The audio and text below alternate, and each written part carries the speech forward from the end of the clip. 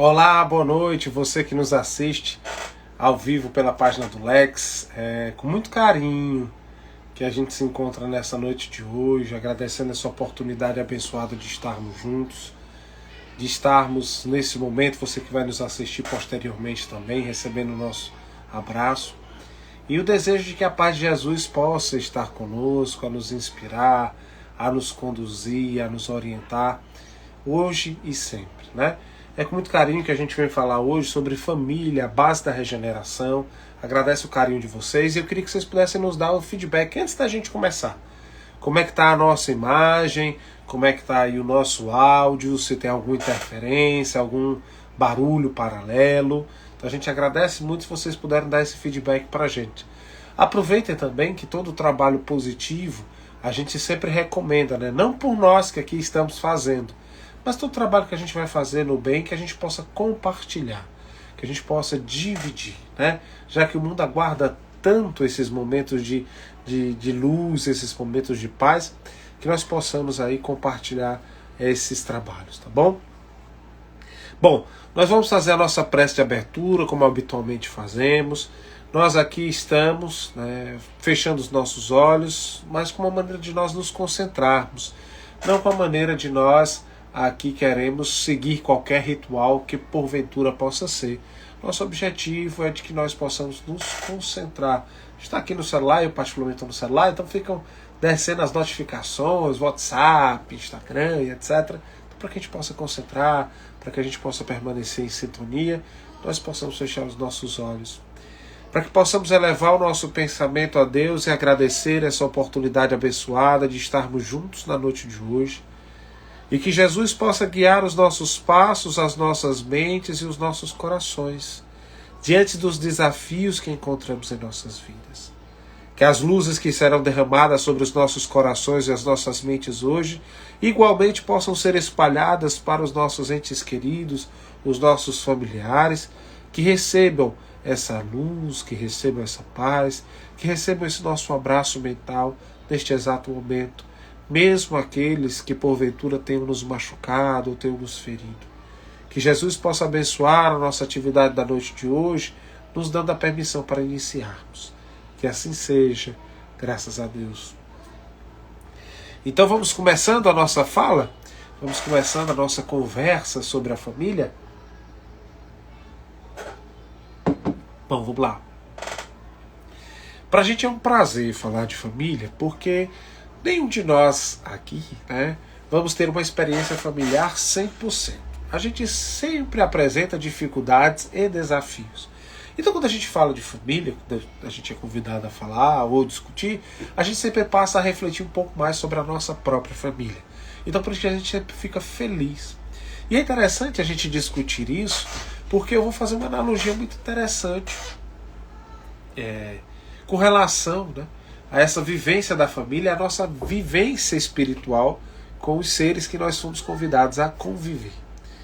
Por que a gente fala isso? Hoje a gente vê um momento onde nós nos preocupamos de sobremaneira com os ambientes de trabalho, com as condições do nosso trabalho, de que forma nós podemos potencializar os nossos trabalhos, de que forma nós podemos potencializar aquilo que possuímos, as questões do chefe, do líder, o quanto é importante você ser líder para estar junto, fazer, ao invés do só mandar, etc. São modificações que a gente percebe que igualmente vão acontecendo na família, né? Mas acima de tudo, quando a gente se preocupa muito com o trabalho, a gente também precisa observar com o trabalho espiritual, não só do ponto de vista material. Então, quando nós vamos reencarnar, o nosso trabalho, o nosso objetivo é chegarmos aqui para evoluir. E que vai possibilitar a nossa evolução? A nossa vivência social, a nossa vivência com a nossa família. Então a família que a gente recebe é aquela família que vai nos auxiliar a potencializar o que nós temos de melhor. Ou seja, não é a família do vizinho, não é a família de A, de B, de C e de D. O que faria naquele momento da nossa existência, na condição que nós nos encontramos, potencializar o que nós temos de melhor e nos ensinar o que nós precisamos aprender, é essa família que hoje nós fomos convidados a viver. Por isso que o Chico costumava dizer que ninguém cai de paraquedas na família. Ninguém caiu sorteado, não é um sorteio, não é aleatório, né? Nós somos convidados a reencarnar. Então esse ambiente familiar é aquele que vai nos possibilitar o que nós temos de melhor. E por que a gente fala isso? Porque lá na questão 774 do Livro dos Espíritos, Kardec vai nos perguntar sobre os laços de família. E esses laços de família com relação aos laços sociais. E os Espíritos, inicialmente, nós vamos pegar só um trecho da resposta dos Espíritos, colocam a seguinte reflexão. Os laços sociais são necessários ao progresso. Ou seja, nós precisamos da convivência com o semelhante para evoluir. Então aquele que diz assim, eu sou autossuficiente, eu consigo me resolver só, eu não preciso do afeto de ninguém, eu não preciso de ninguém, está falando uma balela. Uma balela. Porque nós precisamos dos outros, nós precisamos aprender. Cada um de nós tem algo a ensinar.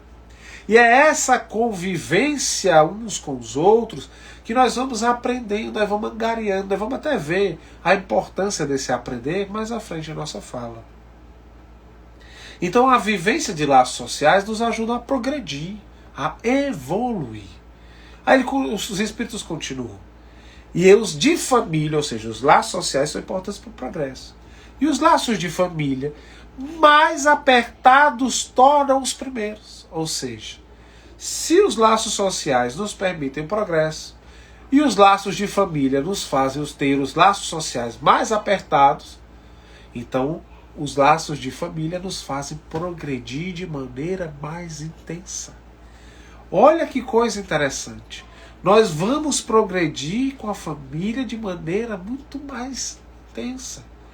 Intensa porque naquele cadinho familiar nós vamos enfrentar muitos desafios, muitos obstáculos. Mas igualmente a proporção desses desafios e desses obstáculos estará a nossa elevação. Olha que coisa interessante, né? Aí ele continua. Eis porque os segundos constituem uma lei da natureza. Os laços de família constituem uma lei da natureza. Então nós precisamos entender. Nós não temos como fugir da família. Seja pela família do nascimento, seja pela família do coração. Constitui um laço, uma lei divina, irrevogável, né? A gente agora, nos últimos anos para cá, de uma maneira positiva, né? A gente vem se politizando mais, a gente vem discutindo mais sobre a vivência do nosso país, né? Então passou a ser rotineiro os questionamentos sobre as legislações, as regras, etc.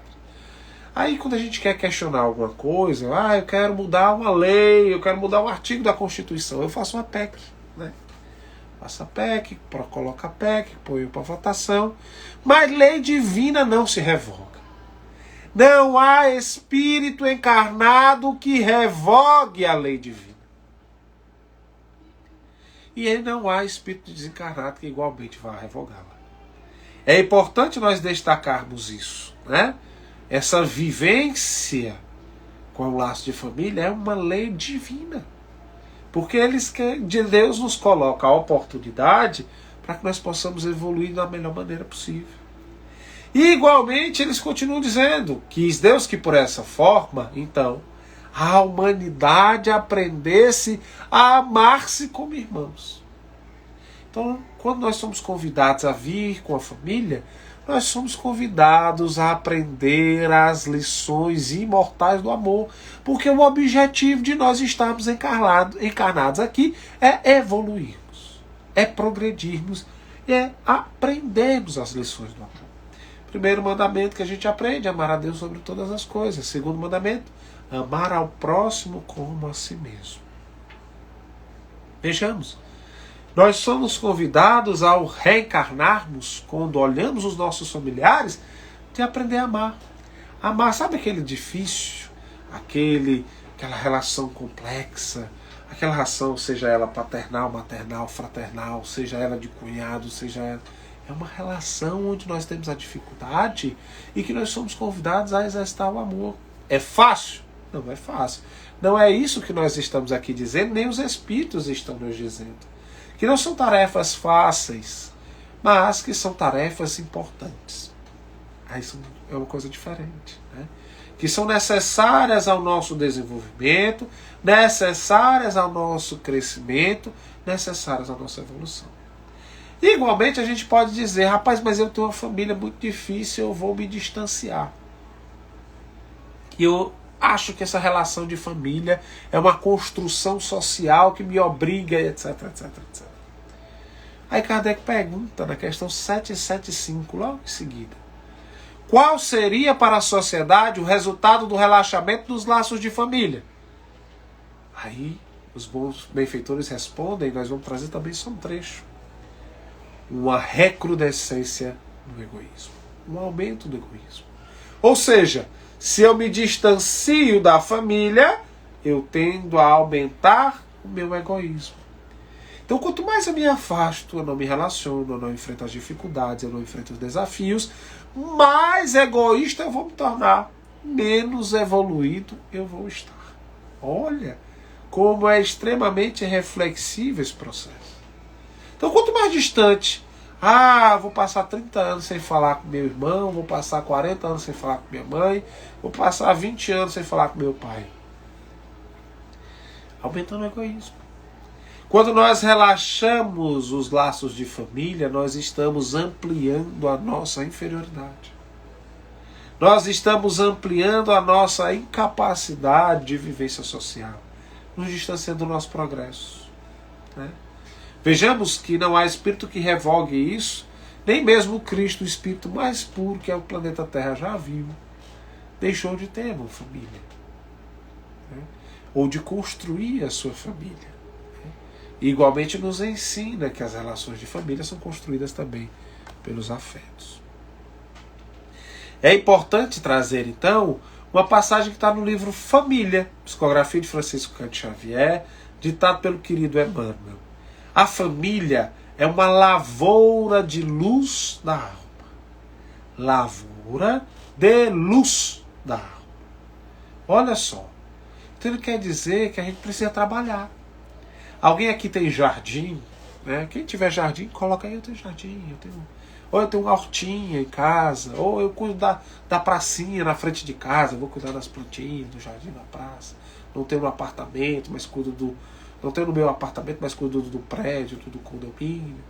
Coloca, porque sabe que quem vai trabalhar na lavoura, quem trabalha com as plantas, quem trabalha na sua horta, precisa de trabalho constante, de observação, de cuidado, de pôr a mão à massa. Então, se a família é uma lavoura, nós precisamos trabalhar. Nós não temos como fugir a essa responsabilidade. Por mais pesado e difícil que ele possa ser, nós temos que colocar as mãos para o trabalho. Colocar as mãos para a massa, né? E é interessante que ele ainda diz para a gente, o Emmanuel, que nesse trabalho da lavoura da família, né, essa lavoura de luz que é a família, só vai triunfar aqueles que se revestem de paciência, de renúncia e de boa vontade. Então o indivíduo precisa primeiro se revestir de uma paciência, de um equilíbrio, de uma renúncia, porque não é só querer estar certo, e nós precisamos estar com a boa vontade, dispostos a trabalhar, dispostos a nos relacionar com as pessoas, né? Porque às vezes a gente vai para a família, vai para o jantar, a gente fica querendo sentar distante de todo mundo, aí não aguento mais essas conversas, aí ficam ali vendo besteira no Twitter, no WhatsApp, etc. E se distancia dessas relações, se distancia dessas memórias, se distancia dessas vivências, né? E igualmente o Emmanuel vai nos dizer que o lar é o porto de onde a alma se retira para o mar alto do mundo. Ou seja, é a partir da vivência de família que nós nos preparamos para as experiências exteriores. O Emmanuel está reforçando aqui uma coisa que o Freud percebeu. Claro que a Joana de Ângeles nos coloca que o Freud limitou-se apenas a buscar esse aspecto dessa existência, né? Ele limitou-se a uma só existência. Porque o Freud vai colocar o seguinte, olha, as nossas dificuldades de relação nas nossas primeiras fases, seja com nossos pais, né, são elas que nós projetamos dessas dificuldades de relação para frente na vida. Então nós temos essas dificuldades, sejam elas oriundas, né, dessas ausências de amor ou de relação.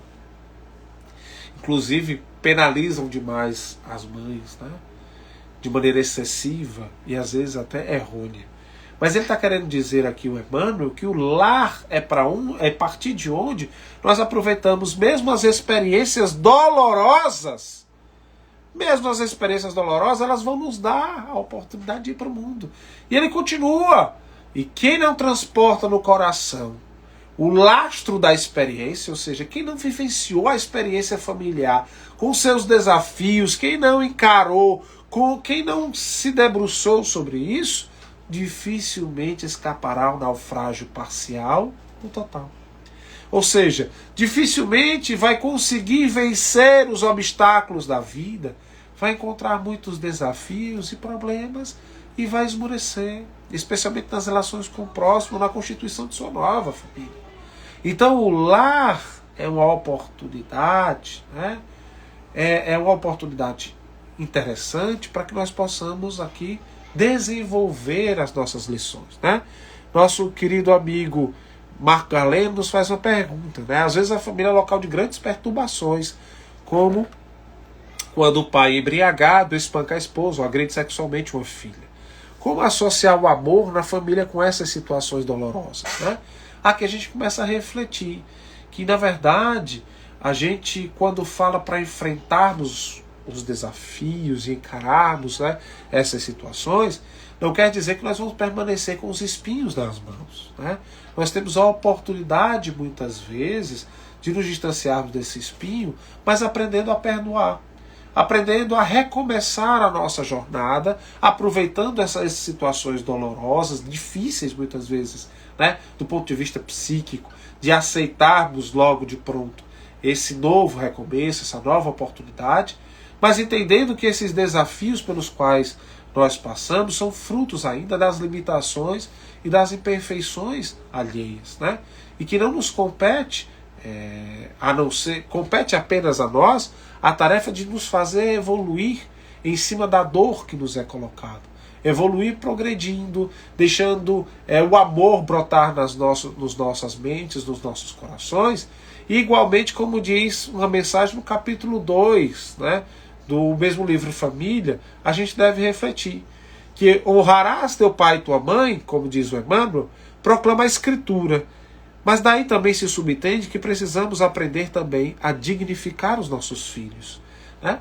É importante dizer que nessa situação não houve dignificação, né, dessa tarefa, e aquele que é pai, ele terá a tarefa ele terá que prestar contas sobre as suas tarefas e sobre suas obrigações, né? E dificilmente ele vai conseguir aí conseguir, no primeiro momento, uma consciência tranquila diante desses erros. Porque, como nos diz o querido Emmanuel, não conseguiu dignificar essa oportunidade do amor. Mas não nos compete julgar nem avaliar, porque a consciência de cada um é que será o juiz desse processo. Mas igualmente nos vem o Emmanuel a nos lembrar uma coisa também importante.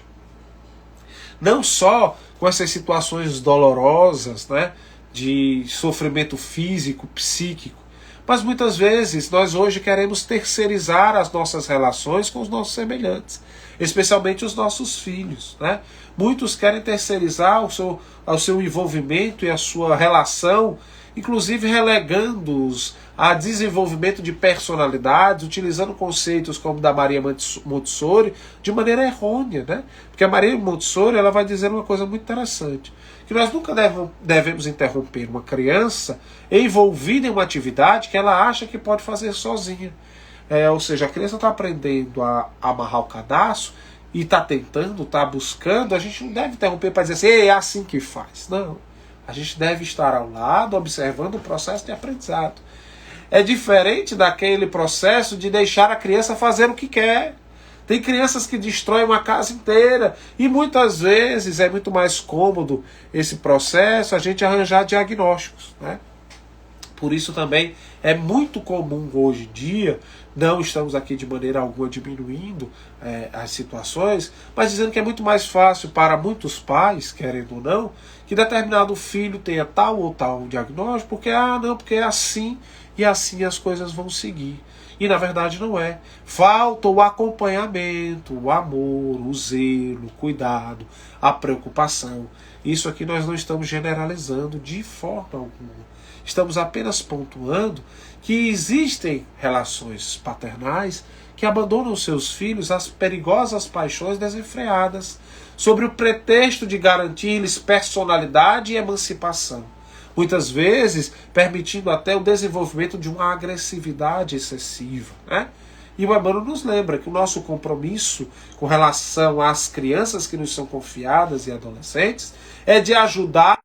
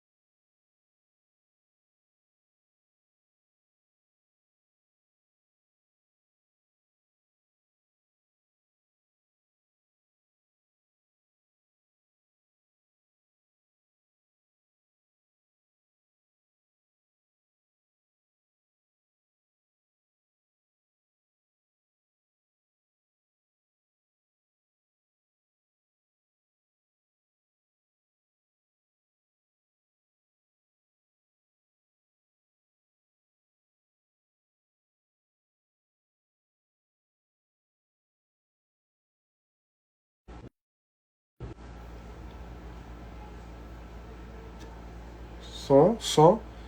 Estão me ouvindo? Estão me ouvindo? Estão me ouvindo? Estão me ouvindo? Tá ok agora? Tá ok? Ok? Pronto. Então ele coloca, né, que o instinto à solta na infância é passaporte para o desequilíbrio. Né? Não sei se chegaram a ouvir essa parte. Menino em desgoverno é um acelerado em preparação. Hoje criança livre, amanhã problema difícil, né? Então nós precisamos observar a nossa relação hoje, onde é muito mais fácil, às vezes, para os pais colocar a responsabilidade nas escolas, nas babás, os psicopedagogos, etc., e não participarem do processo educativo, né? Seja ele moral, seja ele social, dos seus filhos. Então nós precisamos aprender sobre essas responsabilidades, igualmente porque nós vamos ter o compromisso de edificar esses espíritos para a sua jornada nessa e para outra vida, né? Então nós precisamos compreender isso. Nós vamos trazer um livro, um exemplo de um livro muito interessante, que é o Raising Resilience. Ele infelizmente ainda não tem tradução para o português, que é como se fosse crescendo com resiliência, né? Educando com resiliência. Que é do Christopher Willard, que ele é um psicólogo estadunidense, e ele tem um trabalho de acompanhamento com jovens, com crianças e jovens, né, em diversas situações. Inclusive ele tem livros dele já em português que ensinam as crianças até o processo de respirar, né?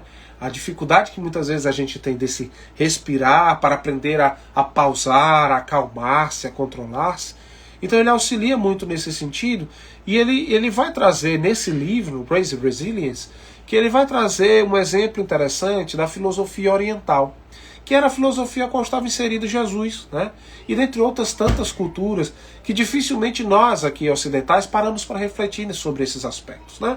E ele coloca que para uma pessoa desenvolver resiliência, para ela conseguir atingir resiliência, para a grande maioria das situações para a cultura oriental, ela tem que atingir 10 itens, né? São 10 itens que nos colocam num processo de aprendizado. Que é, o primeiro deles é a generosidade, o segundo é a ética, o terceiro é a renunciação, e a gente viu essa renunciação na fala do Emmanuel no início. O quarto, né, a sabedoria, o quarto, sabedoria. O quinto é saber direcionar as energias. Nós desperdiçamos muita energia, né? A paciência, a honestidade, a determinação, a gentileza ou doçura e a equanimidade. E aí a gente vai discutir um pouquinho de cada um deles, mas vamos nos deter especificamente com mais atenção, mais à frente, com a generosidade. A generosidade, o hábito da caridade, olha só, que ele conseguiu perceber, né, do ponto de vista científico, que ser generoso, ser caridoso, além de nos permitir chegarmos ao plano espiritual, do ponto de vista físico, permite que o cérebro libere neurotransmissores antidepressivos. Olha como é importante para a gente aprender a valorizar essa generosidade, uma generosidade que contagia, né? A generosidade que faz com que as pessoas despertem essa vivência de buscarmos uns aos outros auxiliando, né? E ela pode ser muitas vezes percebida e servir de inspiração. Depois nós vamos ter a ética, que vai ajudar as crianças a construírem afeições mais fortes. Quando nós valorizamos a ética nas nossas relações, a transparência, a verdade, né? Nós buscamos ser éticos nas nossas relações, elas passam a ser mais fortes, né?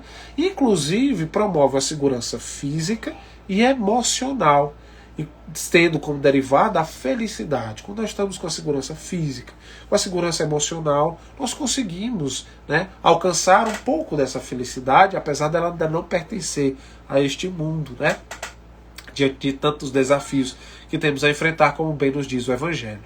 Depois a gente vai ver sobre a renunciação. Nós precisamos refletir sobre a renunciação no sentido de buscar entender que nós precisamos de menos atividades, de menos coisas. Nós precisamos de muito menos. E nós às vezes buscamos, e às vezes buscamos essas mais atividades para termos mais coisas, né? Com isso, quando a gente trabalha esse processo de renunciação, a gente aprende a focar no que é importante. E aí nós temos relações menos materialistas, menos consumistas, menos pessoas enfermas, né? Com relação ao workaholic, né? Viciadas em trabalho. Ensina, inclusive, a questão do comprometimento, da concentração. E, igualmente, permite a solução de problemas de maneira muito mais criativa. Isso não é só para criança, né? Até porque para ensinar para criança, para adolescente, para o jovem, nós precisamos vivenciar isso. Não é só falar, nós precisamos ser. Então, quando nós também praticamos, nós também encontramos esses benefícios, né? O próximo é a sabedoria. E aqui a gente vai refletir porque a gente tem uma compreensão de sabedoria um pouco diferente. A gente acha que o sábio, de uma grande maneira, no senso comum ocidental, o sábio é aquele que sabe mais, né?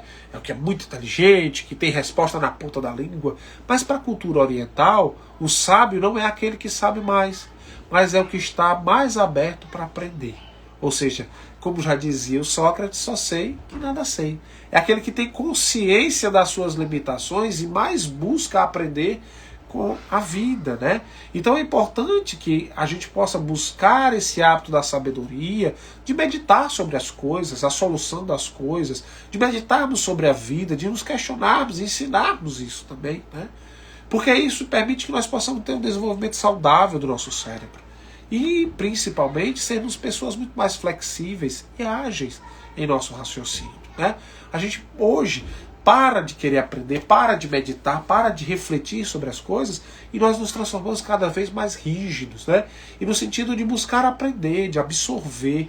Nós hoje só queremos saber, nós queremos só passar, vomitarmos muitas vezes o pouco que sabemos, né? Achando que a gente sabe muito. Depois a gente vai lembrar do uso focado da energia.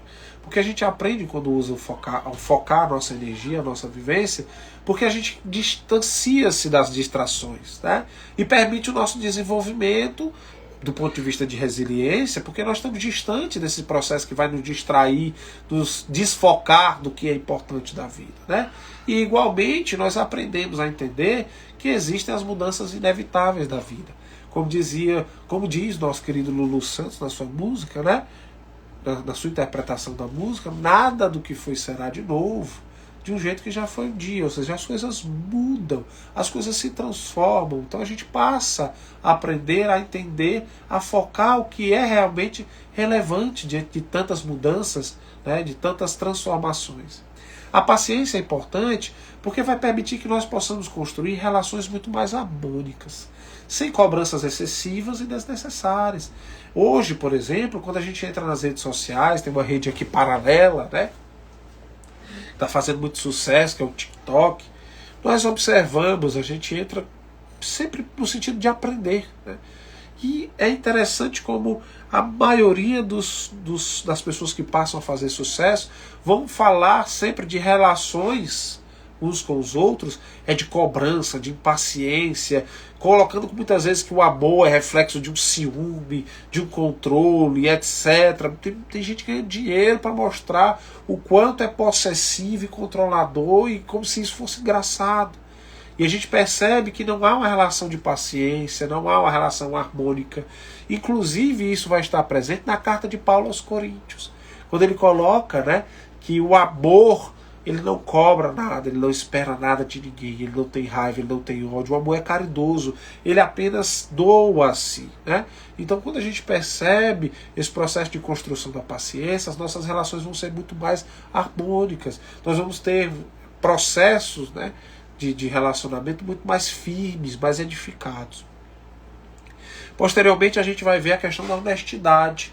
Ser honesto permite um desenvolvimento do otimismo, porque eu não vou ficar... Quando a gente é honesto, a gente não fica preocupado se o A, o B, o C e o D são ou não são honestos, né? E, consequentemente, distancia o indivíduo de estar envolvido em problemas muito maiores para si e para os outros, né? Então, quando a gente é honesto, a gente não passa problemas, não passa vergonha e nem permite que os outros também sofram com essas ações. Posteriormente, a gente vai ter a determinação. É um grande desafio hoje a gente conversar sobre determinação, porque há uma geração sendo educada, né, num mundo muito fast food, muito pronto. Observo muito, por exemplo, eu tenho duas filhas, uma de 5 para 6 anos, vai fazer 6 anos agora no final do ano, e uma que fez 1 ano agora. A minha filha de 5 para 6 anos, a paciência dela é muito pouca. Porque quando você vai pegar, por exemplo, eles vão pegar a televisão, já está tudo pronto, né? Nós tínhamos um hábito, por exemplo, de esperar o desenho animado, o dia que ia passar, e esperar para o dia seguinte, de esperar o comercial, de esperar, e não se espera, não se tem determinação, não se busca mais esse processo de vencer os desafios, os problemas, a ausência de energia, a ausência de luz, a ausência da chuva, de sempre encarar isso como tédio ou coisas ruins. Então nós precisamos desenvolver isso, trabalhar isso em nossos lares, porque permite que nós possamos entender que diante desses desafios nós não devemos desistir ou desertar. Nós precisamos encarar, porque se a gente encarar os desafios com sobriedade, né, com leveza, com simplicidade, a gente vai ter pessoas muito mais conscientes, né, de coragem, muito mais cheias de bom ânimo. Então nós vamos enfrentar, vamos vivenciar um mundo onde os problemas eles não serão mais o centro ou o foco de tudo. Os problemas serão uma passagem, um momento, né? Um momento fugidio. Depois nós vamos entrar na gentileza. E a gentileza ela é tão importante para a nossa vivência, né? Que a gentileza, a doçura, que ela está lá no Evangelho como marca dos espíritos puros, a afabilidade, a doçura, né? E é tão forte esse processo que é cientificamente provado que o cultivo do hábito da doçura, da gentileza, ela transforma a forma e a estrutura do próprio cérebro. E inclusive permite um aumento da saúde, da imunidade, da felicidade e de uma sensação de prosperidade.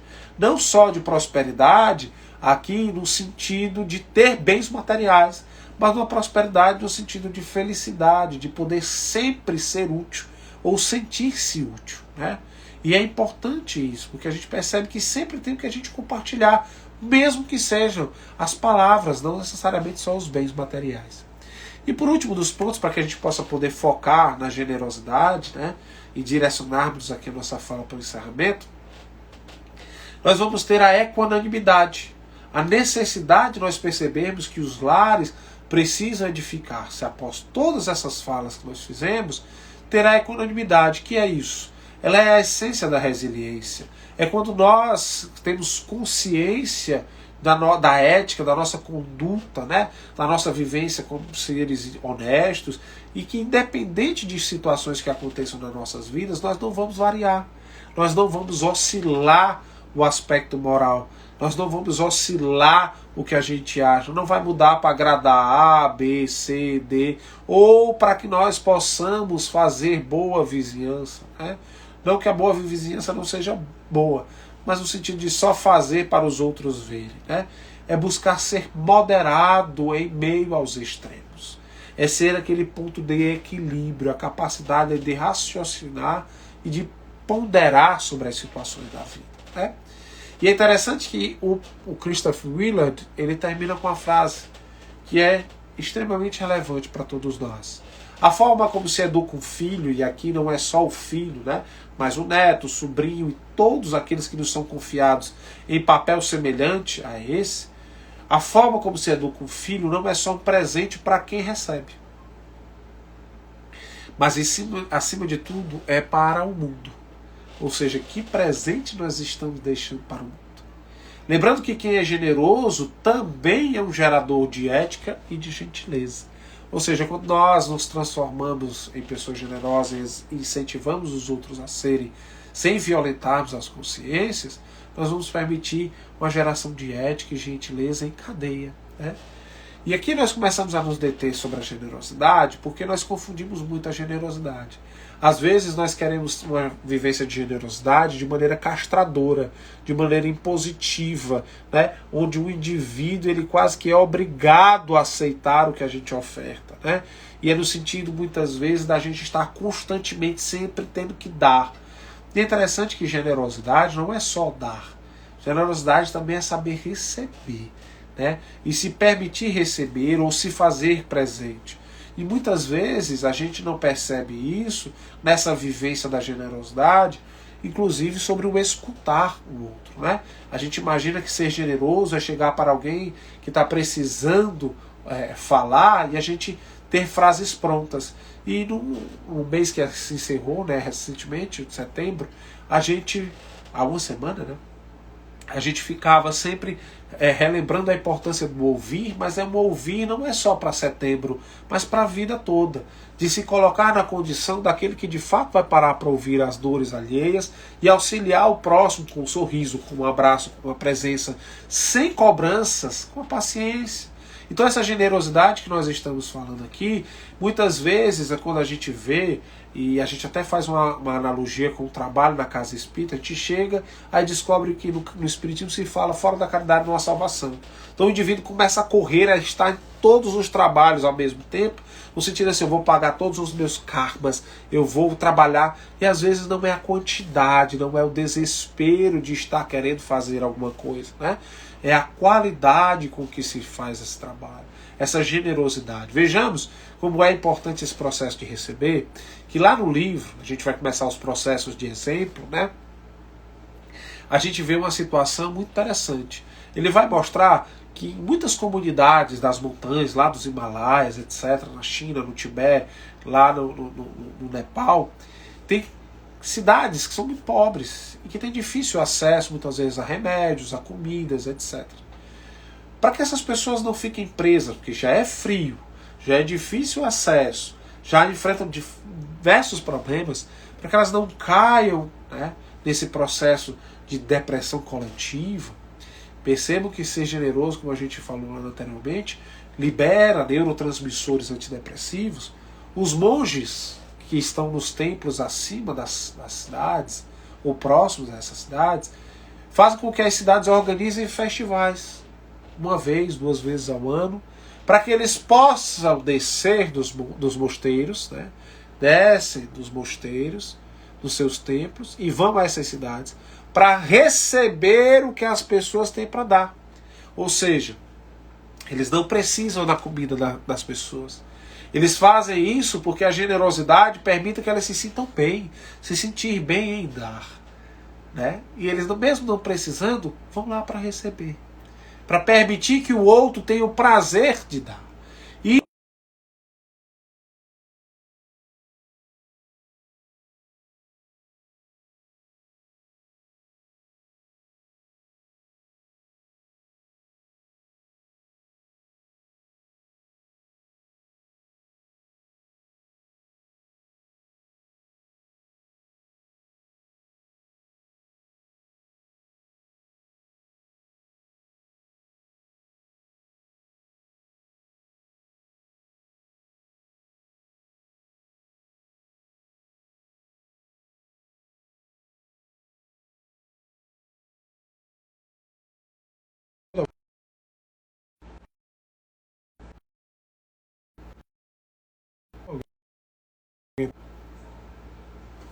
Alguém está ouvindo?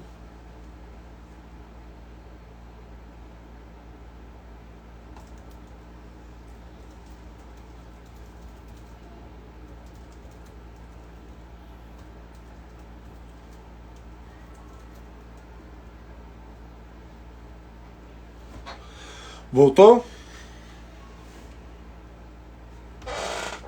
Pronto. Então vamos lá. Então a criança, eu estava falando do processo da generosidade, falando dos monges, espero que vocês tenham ouvido. Me dê um feedback se vocês ouviram o exemplo dos monges, né, da importância deles irem a essas cidades para permitirem que essas pessoas pudessem aí receber, né, elas pudessem, ou melhor, dar e eles pudessem receber, né, essas comidas, essas festividades, para que elas tenham o prazer de dar, de serem generosas, etc. E aí é interessante que quando a gente vai trazer isso para a infância, sobre o ouvir, né, já que já falamos agora do mês de setembro, da importância desse ouvir, na infância a gente tem um exemplo muito doloroso. Às vezes a criança nos procura para querer contar como foi o dia, o que foi que descobriu. Ele diz: ô meu filho, não venha não, tem jogo do Brasil, já já. Ô meu filho, não venha não, que tem minha novela. Então a criança vai memorizando que ouvir não é bom, porque se fosse bom o pai ficava para ouvir.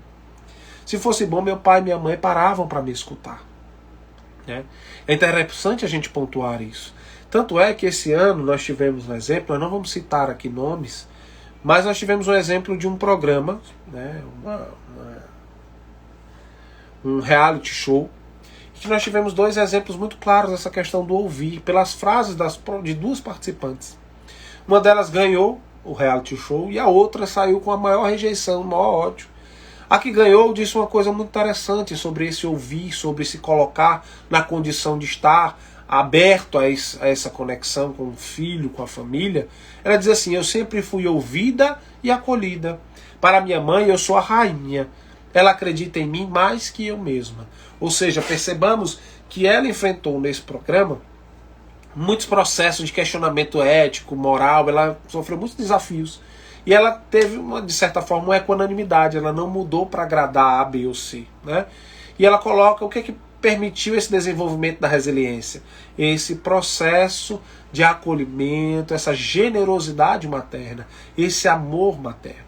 Aqui saiu com a maior rejeição, de agressividade, era muito agressiva, intolerante, etc. Olha o que ela respondeu quando saiu. Né? Inclusive ela bateu até recorde de rejeição. Eu já fui ignorada por horas.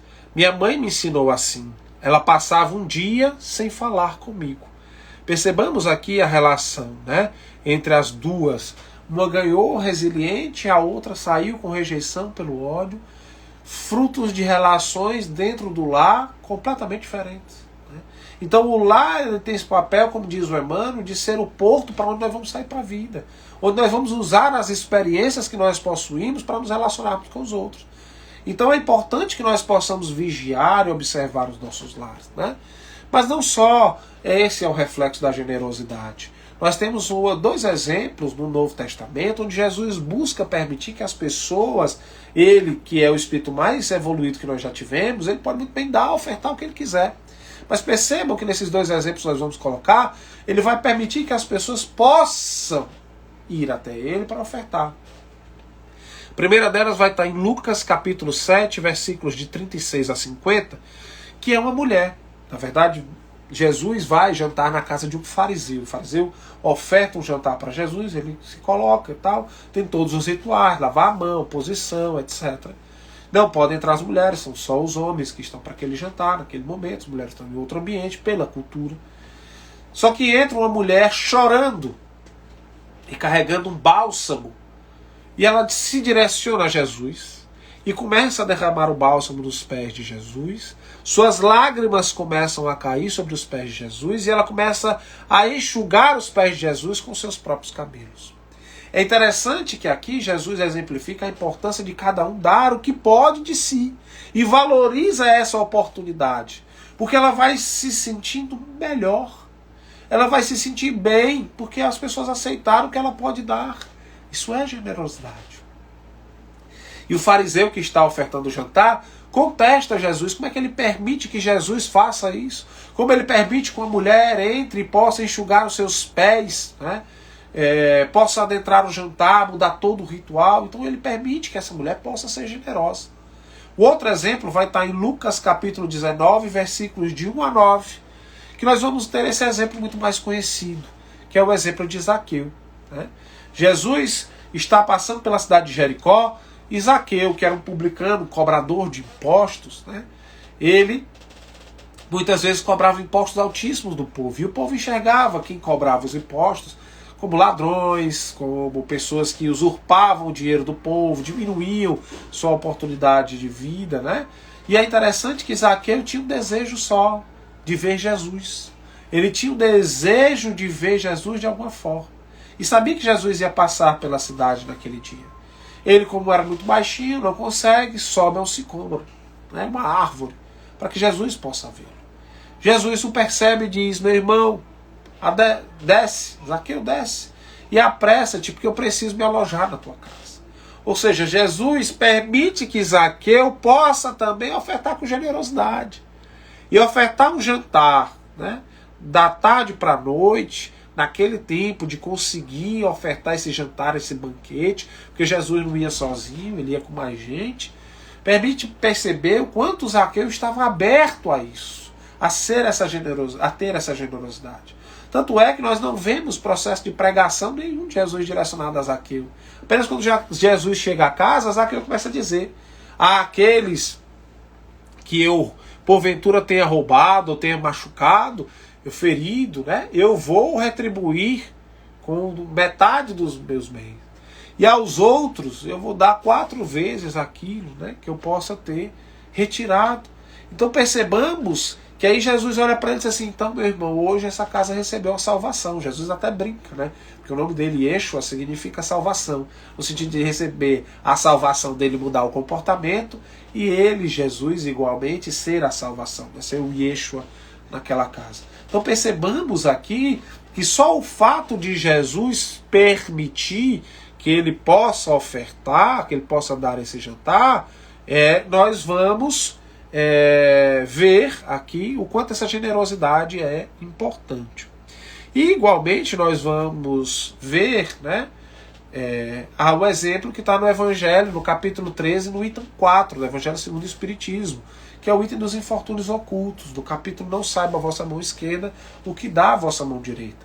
Lá nos infortúnios ocultos nós vamos ver uma mãe que vai no sentido de educar o seu filho, né, de conduzir o seu filho, ou de conduzir sua filha, perdão, ela vai acompanhar-se dessa filha para fazer a caridade. Mas a filha quer fazer caridade igualmente, né?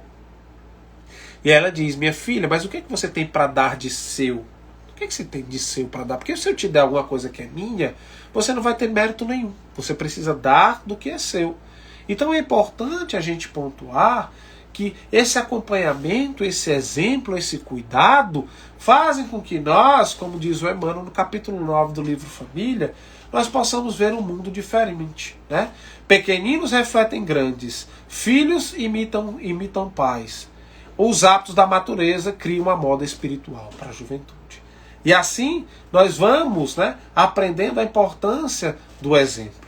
Então, agradecendo essa oportunidade de estarmos juntos nessa noite de hoje, nós vamos encerrando, né, a nossa fala, agradecendo o carinho de todos vocês e pedindo que Jesus possa nos abençoar, nos guiar, nos intuir e nos orientar.